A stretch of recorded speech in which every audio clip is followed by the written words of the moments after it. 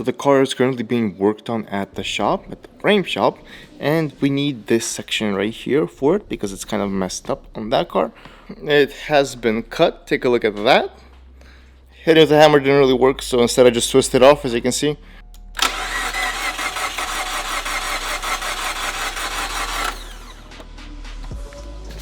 It does not want to start for some reason. Could be a wiring problem or something else. We're still trying to diagnose it and see what's up. Here is the Miata, the rebuild Miata 2, and it is on the frame. It just got finished up. It was an $1,800 job. Took the professional 2 days to get it done. And as you can see, the fenders are back on, and the whole front of the car is, well, back pulled out. Let's take a look at where the fixes have gone. If we take a look, as we see, the whole front is back out. It was all the way up to here, all the way to the flywheel, I believe it's called. That was broken. I got to replace it. Now the car starts and works. Operator support went from the parts car onto here.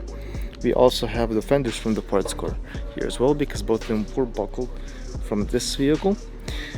Operator support was well down, just like it should be. The front also went from the parts car without an issue. Here, this side pulled out perfectly fine. There is no significant damage that was to report. It was just a little bit more pulling, same as the strut tower, all aligned back into place just as it should be from factory. This side as well came out into place. The only issue was at the front here.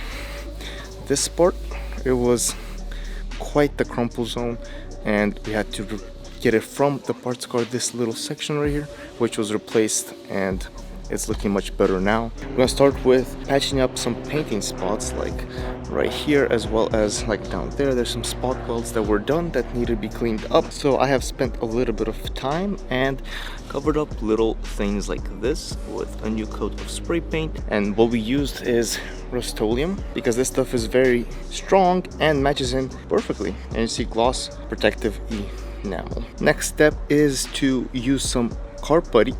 Fill in this place, let it dry up here and over there. Down here, this seam as well. There you can see it. That seam also a little bit of car putty and cover it up.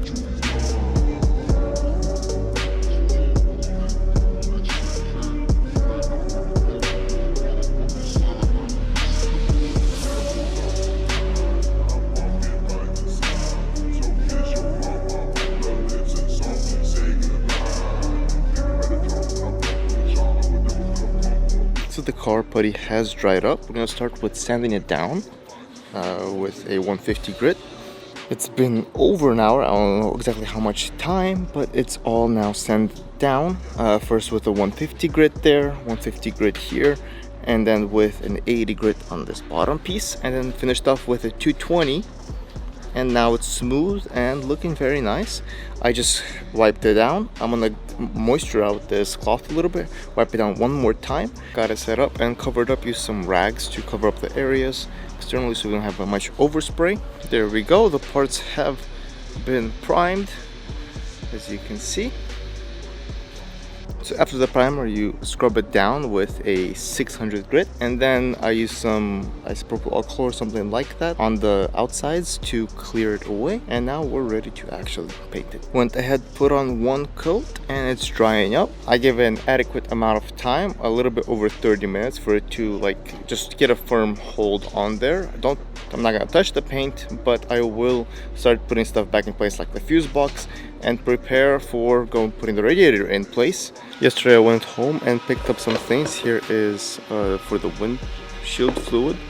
It's a container. I'll install that just because I had it in the garage. Then we also have the air duct, which is needed for the air intake.